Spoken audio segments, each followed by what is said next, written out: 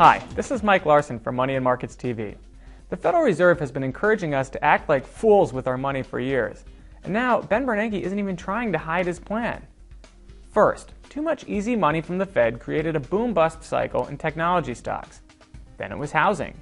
Both of those disasters were made much worse by misguided policy moves, first by Alan Greenspan and later by Bernanke.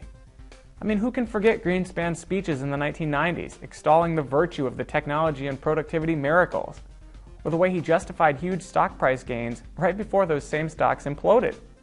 And how about Bernanke's assertions that the subprime and mortgage crises would be contained, or his statements that the once-in-a-lifetime bubblicious gains in home prices were nothing to worry about?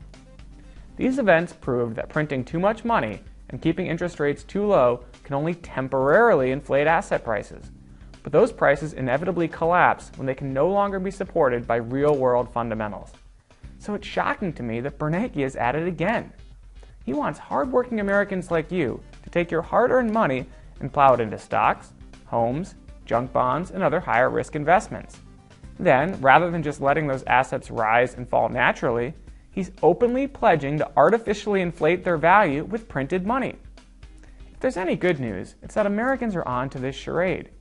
We've been devastated by two epic busts since 2000, so we're not falling for it again. Case in point, the Washington Post just reported that Americans are saving more money than at any time since the Fed began tracking the data in 1945. We're still not saving enough overall, around 4% of income, but that's 4 times the savings rate in 2005 when the Fed was enabling the housing bubble.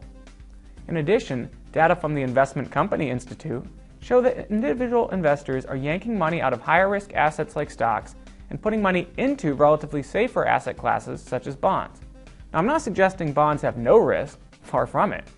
Junk bonds feature a healthy dollop of credit risk, while long-term bonds can lose substantial value if interest rates rise. But cash and bonds are, on the whole, less risky than dot bomb stocks and certainly Miami Beach condos. So I'm somewhat encouraged that maybe, just maybe, investors won't be sucked in by Bernanke again. Personally, I'd go a step further than just playing defense. I think you can go on the offense by using broad hedges like inverse ETFs to protect against economic and earnings risk, owning gold bullion as insurance against chaos and money printing, and dabbling only in select targeted stocks that can prosper no matter what Bernanke cooks up. I'm Mike Larson for Money and Markets TV. Thanks for watching.